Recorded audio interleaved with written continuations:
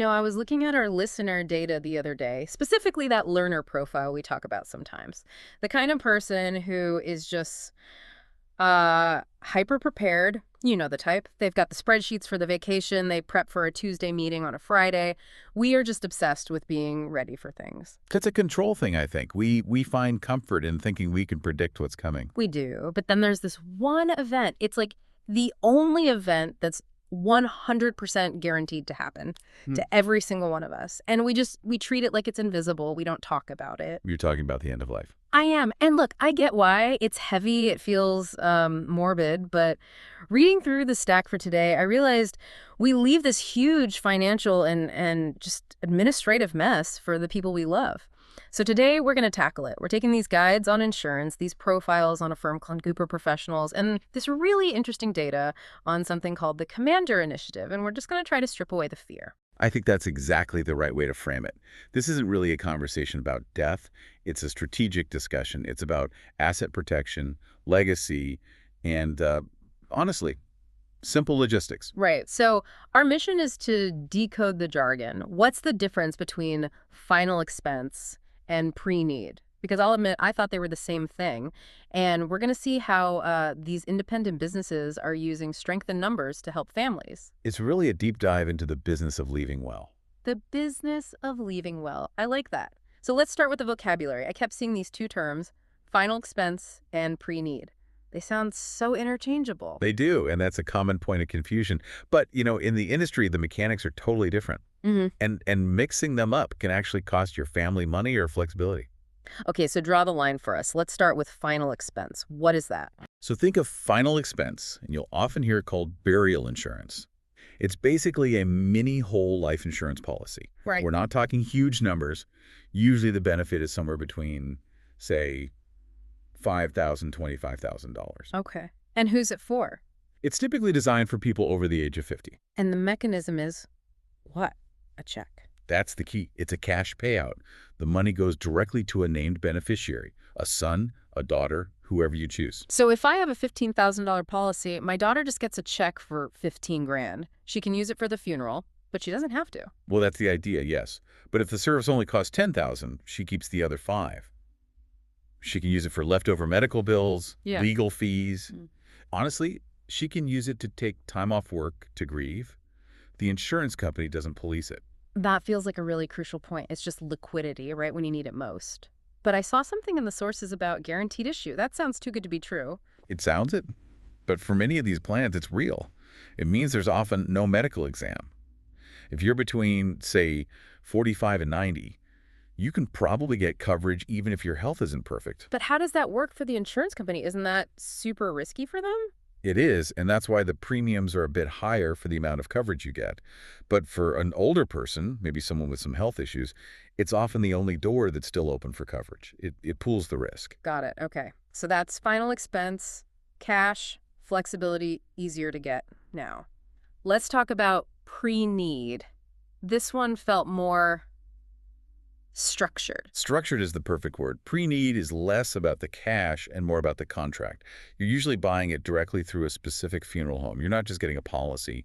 You're planning the actual event. So you're picking out the casket and the music while you're still alive. You're being your own event planner, basically. Yeah. And the money, the benefit, it's assigned directly to that funeral home. It doesn't go to your family. Okay, skeptic's question. Why would I do that? Why lock the money up with one funeral home? The price lock. This is the aha moment in the research. The inflation hedge. Exactly. Think about it. An $8,000 funeral today, what's that going to cost in 15 or 20 years? With inflation, funeral costs tend to rise pretty fast. It could be $14,000, maybe $18,000. And my policy is only for 8, so my family has to find the other 10 grand. Not with a price guaranteed pre-need plan. That's the whole point. You paid for the service, not the dollar amount. The funeral home absorbs that inflation risk. Your family pays nothing more. Wow. Okay, that is a massive difference. So final expense is about funding, pre-need is about logistics and locking in a price. Precisely. And then there's the emotional part. The source material called Pre-Planning a Final Gift of Love. Which, sounds a little like a marketing slogan. It does, but then you think about it. Imagine your family. They're in shock. They're grieving. Do you want them having to make a dozen financial decisions under that kind of pressure? Deciding on caskets, flowers, music. That sounds like a recipe for arguments. Dad would have wanted this. No, he hated that song. Pre-need takes all of that off the table. You made the choices. All they have to do is show up for each other. All right, so that's the what's. Now for the who. The central player in our sources is this group, Cooper Professionals, out of Illinois. But they're not an insurance company, are they? No, and that distinction really matters. They're what's called an independent broker. I feel like we hear that term broker all the time. Why does independent matter so much here? It's all about alignment. So you have captive agents. A captive agent works for one company. They can only sell you that one company's products. It's like going into a Ford dealership. They're never going to tell you the Toyota is a better fit for you. Because they don't sell Toyota. Exactly. An independent brokerage like Cooper Professionals is more like a personal shopper. The sources say they partner with over 30 different insurance carriers. So they're shopping the market for me. That's the entire value proposition. Maybe you have a specific health issue. Company A might charge you a fortune for that, but Company B might have a plan that's perfect for that profile. An independent broker can find that for you. And looking at their portfolio, it's not just funerals. I saw things like mortgage protection, universal life. I think we should probably quickly explain those. Definitely. It's all part of this financial stability picture. Take mortgage protection. It's a type of insurance, but with a very specific goal. If you die or become disabled, it pays off your mortgage. It keeps the bank from foreclosing on your family. It secures the actual house. And then you have the difference between term life and universal life. Term is the one most people know, right? Okay. You rent it for 20 years or so. Right. It's pure, cheap coverage for a set period. Yeah. Great when your kids are young. Universal life is permanent. It has a death benefit, but it also builds up cash value over time, kind of like a savings account. So you can borrow against it later. You could, yes. It's more expensive, but it offers that flexibility. A broker helps you decide which one you actually need. What really surprised me, though, was the business stuff. Key person insurance and buy-sell insurance. It's the same logic, just applied to a business instead of a family. Think about a small company where one engineer knows everything, or one salesperson brings in all the clients. If they die, the business is in deep trouble. It could collapse. Key person insurance gives the company a cash payout to hire a replacement and cover the losses. It buys them time. And buy-sell, what's that for? That's for partnerships. If you and I are business partners and you pass away, your share of the company goes to your spouse. Who might not know the first thing about our business. Or might want to sell your shares to our biggest competitor. Ah, okay. A buy-sell agreement, funded by insurance, gives me the money to buy your shares from your spouse at a fair price. Your family gets cash, and I keep the business running. It's really about building a financial wall around a family or a business to keep the chaos out. And their credentials seem to back that up. An A-plus rating with the Better Business Bureau, decades of experience. They're established. Okay, so we have the products, we have the broker, but here's the part of the research that I thought was genuinely fascinating. This thing called the Commander Initiative. This is where it gets into the sort of hidden plumbing of the industry. It sounds like a military operation, but it's not. What is it? It's a cooperative network. You have to understand, the funeral industry has been consolidating for years. Big corporate chains buying up the little local guys. Right, and those big chains have huge purchasing power. They buy caskets and urns in bulk, so they get them cheaper. The small, family-run place on the corner can't compete on price. So you either pay more for the local business, or you go with the cheaper, faceless corporation. Exactly. So Cooper Professionals helped found the Commander Initiative. It brings together over 300 independent funeral homes. It's a co-op. Essentially, their motto is strength in numbers, power in unity. By banding together, those 300 homes can now buy in bulk. They get the same volume discounts the big chains get. That's really smart. It just levels the playing field. It does. And for you, the listener, it means you can go to your local independent funeral home and get competitive pricing. It means they can survive.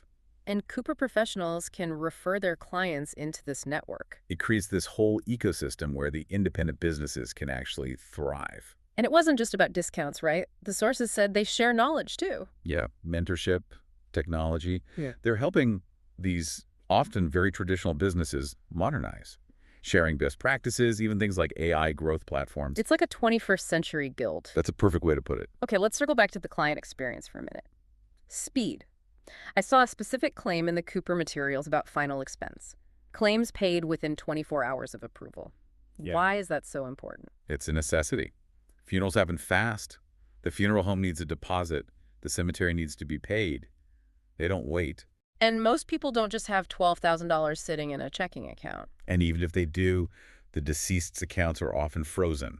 You have to wait for the will to go through probate. Which can take months. It can take a very long time. So you have this gap. The bills are due now, but the money from the estate is locked up. So without that fast insurance payout, families would have to, what, use credit cards? High-interest credit cards, predatory loans, they panic. That 24-hour payout isn't just a convenience, it's a shield against bad debt. It prevents a personal tragedy from becoming a financial one. Speed is dignity in this situation. And I want to revisit the age range on this again, 45 to 90. It's a wide range, and that's the point. As we get older, our health isn't perfect. A 75-year-old with some health issues is going to get rejected by a lot of standard insurance companies.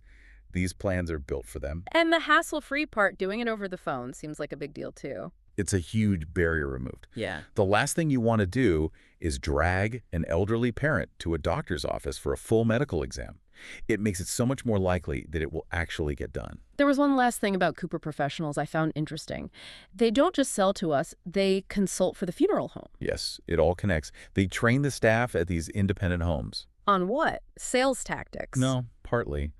But specifically on pre-planning and something called aftercare. Aftercare, what's that? It's what happens after the service is over. The family goes home, but the paperwork is just beginning. Social Security, bank accounts, veterans benefits. It's a nightmare. Aftercare programs are structured ways to help the family with all of that and also provide grief resources. So Cooper helps these small businesses build those support systems. Right. It professionalizes the compassion. Professionalizing compassion. That feels like a good summary of all of this. Taking this incredibly chaotic event and applying structure to it. When it's done right, that's exactly what it is. So if we boil all this down, what are the main takeaways for someone who's been, putting this conversation off? I think there are three big ones. First, know your tools. If you want to lock in a price and make the decisions yourself, you should look at pre-need. If you want to leave your family with flexible cash, look at final expense. Okay. And number two? Number two is the independent broker. Don't just go with the first company you see. A firm like Cooper that can shop over 30 carriers has a much better chance of finding the right fit for your specific situation. And the third? Third is the network effect. Realize that you can support a local, independent business without paying more for it if you look for one inside a network like the Commander Initiative. That's a great summary. We started this by saying the topic feels scary, but breaking it down like this into logistics and strategy, it feels manageable. That's the whole point. And I guess I'll leave you with this one thought. We think of insurance as betting against ourselves. Yeah. But in this case, it's not. You're purchasing peace. Purchasing peace. Yeah, think about it. If you were to vanish tomorrow, what's left behind? Is it a space for your family to grieve and remember you? Or is it a pile of bills, a dozen hard decisions, and a financial crisis?